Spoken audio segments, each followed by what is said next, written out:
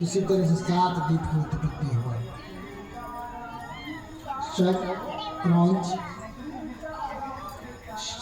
पत्री, जम्बू,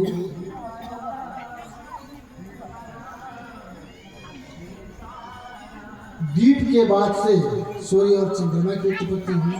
सब उत्पत्ति ब्रह्मा जी के द्वारा संपन्न हुई। फिर पुनः अपने शरीर को 2 भाग में करके मनु और शत्रुपा की उत्पत्ति की और मनु और शत्रुपा से बोले कि तुम जाकर सृष्टि मानव उत्पत्ति करना है, इसलिए तपस्या करो। दक्ष प्रजापति की अंगूठा से उत्पत्ति हुई। मनु शत्रुपा तपस्या किए, तपस्या से उन्हें 2 पुत्र है और 3 पुत्रियां की उत्पत्ति हुई। रुचि, प्रसूति, देवहूति और 2 पुत्र हुए। विवस्वान मनु के 2 पुत्र हुए। एक का नाम हुआ उतानपाद और दूसरे पुत्र का नाम हुआ प्रियव्रत। प्रियव्रत जी जन्म के बाद 12-15 वर्ष के होने के बाद से मंदराचल पर तपस्या करने चले गए। उनको सृष्टि की में कोई मन नहीं था उत्पत्ति करने के लिए, विवाह शादी करने के लिए उनके दिल में उत्कंठा नहीं हुई, चले गए तपस्या करने।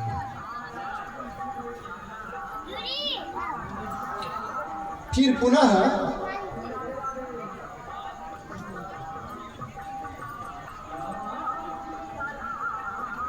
कर्दम ऋषि की भी उत्पत्ति उनके ललाट से हुआ था, ब्रह्मा जी की। कर्दम ऋषि बहुत दिन तक तपस्या कर रहे थे। सरस्वती नदी के तट पर बहुत दिन तक तपस्या कर रहे थे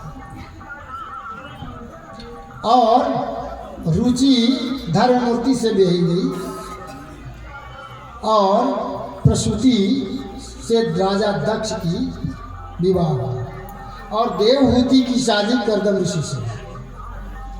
कर्दम ऋषि तपस्या करते 10,000 वर्ष तपस्या किए तो भगवान जो हैं वैवस्वत मनु को स्वप्न दिया, स्वयंभू तुम्हारी पुत्री का विवाह कर्दम ऋषि से होना सुनिश्चित है, इसलिए आप कर्दम ऋषि के आश्रम में गए। उस समय सप्तद्वीप पर अधिकार था स्वयंभू मनु का, इसलिए मनु अपने पत्नी के साथ गए। प्रेम पूर्वक कर्दम ऋषि के आश्रम में उनके शिष्य लोग पाद्य अर्घ आचमनियम से स्वागत किए। फिर जो भी फल मूल था प्रसाद के रूप में ग्रहण कराए।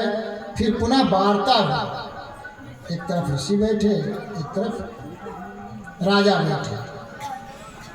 पहले राजा प्रेम पूर्वक चरण स्पर्श किए, कर्दम ऋषि का प्रणाम किए। दंड प्रणाम करने के बाद बोले कर्दम ऋषि, बोलिए राजन, आप